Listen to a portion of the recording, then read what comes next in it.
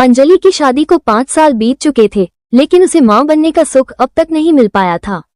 उसने अपने पति मोहन से डॉक्टर के पास चलकर चेकअप कराने के लिए कई बार कहा, लेकिन वो कन्नी काटता रहा।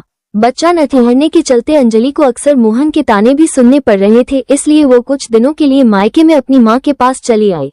मां को जब इसकी वजह पता चली तो उसने अंजलि से कहा कि वो एक पहुंचे हुए बाबा को जानती है जो बहुत सी औरतों की गोद हरी कर चुके हैं। अंजलि झाड़ फूंक करने वाले बाबाओं और पीर फकीरों पर जरा भी यकीन नहीं करती थी, इसलिए उसने मां को साफ मना कर दिया। मां ने उससे कहा कि अगर वो बाबा के पास नहीं जाना चाहती है तो अपने पति के घर वापस लौट जाए। जब अंजलि ने मोहन से बात की तो उसने कहा कि वो उससे तलाक लेना चाहता है क्योंकि उसे बच्चा नहीं हो रहा है। ऐसे में अंजलि के पास मां की बात मानने के सिवा कोई दूसरा रास्ता ही नहीं बचा था। एक दिन जब अंजलि मां के साथ बाबा के आश्रम पहुंची तो पता चला कि उस आश्रम में मर्दों के आने की मनाही थी। उस आश्रम में उस बाबा को छोड़ उसके तीमारदारों में सिर्फ औरतें ही शामिल थीं। बाबा की शिष्याओं ने अंजलि से एक कागज के टुकड़े पर बिना किसी को दिखाए अपनी मनपसंद मिठाई का नाम लिखने को कहा।